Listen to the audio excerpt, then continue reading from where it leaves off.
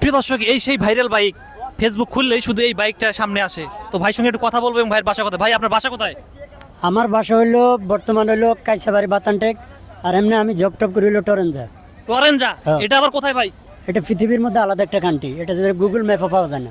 Google ম্যাপও পাওয়া যায় না? না। আচ্ছা, তাহলে আপনি গাড়িটা নিয়েছেন কোথা থেকে? গাড়িটা নিয়ে আসছে টরেঞ্জা থেকে। টরেঞ্জা নামে ভাই পৃথিবীতে কোনো দেশে নাই, গুগল ম্যাপে পাওয়া যায়, তাহলে আপনি গাড়ি নিয়েছেন কিভাবে? যেখানে নাই সেখান থেকে তো গাড়ি, এটা ওনলি ওয়ান পিস মেক কারিগরি ডেট। আচ্ছা, আপনি এটা নিয়ে আসছেন কিভাবে? এটা কার্গো বিমান করে নিয়ে আসছে ভাই। তাই? হ্যাঁ। আচ্ছা, আপনার দেশের বাড়ি কোথায়? টরেঞ্জা। টরেঞ্জা? হ্যাঁ। আপনার বাড়ি কি নোয়াখালী নাকি ভাই? না, নোয়াখালীর মানুষ আমি শুনেছি সাধারণত চাপাবাজ হয়। আমাদের হচ্ছে যে সাবেক যে নেতা ছিল হ্যাঁ।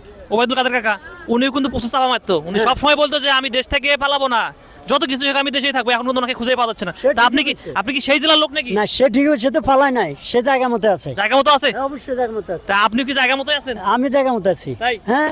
টরেঞ্জা আমি দেখলাম যে প্রথম একটা নাম শুনলাম যে যেটা গুগল ম্যাপেও নাই। তাহলে আপনি ওখান থেকে গাড়িটা নিয়েছিলেন কিভাবে? আমার তো এটাই মাথায় আসতেছে না ভাই। আপনি এই টরেঞ্জা একটা মাত্র মহিলা মানে ইউএস এর এয়ারপোর্টে নামছে, পুরা ইউএস মানে মাথা গরম করে দিছে। এই টরেঞ্জা কোথায় এটা? তাই নাকি? হ্যাঁ, তাহলে এই যে ওই জায়গার মাল হলে সেটা কেমন হবে? সেটা তো পুরো মাথা গরম মালা জিনিস। আচ্ছা, আপনি নিয়েছেন কিছু করে এটা? এটা কার্গো বিমান করে নিয়ে আর বিমানে করে কত টাকা নিছে বিমান আনতে? বিমানে ভাড়া লাগে না, ওই আমার বন্ধু লাগে। তাই নাকি? হ্যাঁ। হায় হায়, দর্শক কত বড় চাপাবাজ হলে এরকম কথা বলতে পারে। মানে ভাইয়ের বন্ধু হচ্ছে বিমান চালায়, সেই কার্গো বিমানে করে এই বাইকটা নিয়ে আসছে। এটা আপনার দাম কত নিচ্ছে জানো? এটা 7.5 লাখ। 7.5 লাখ। আপনি এটা ঘন্টায় কত কিলো চালাতে পারেন?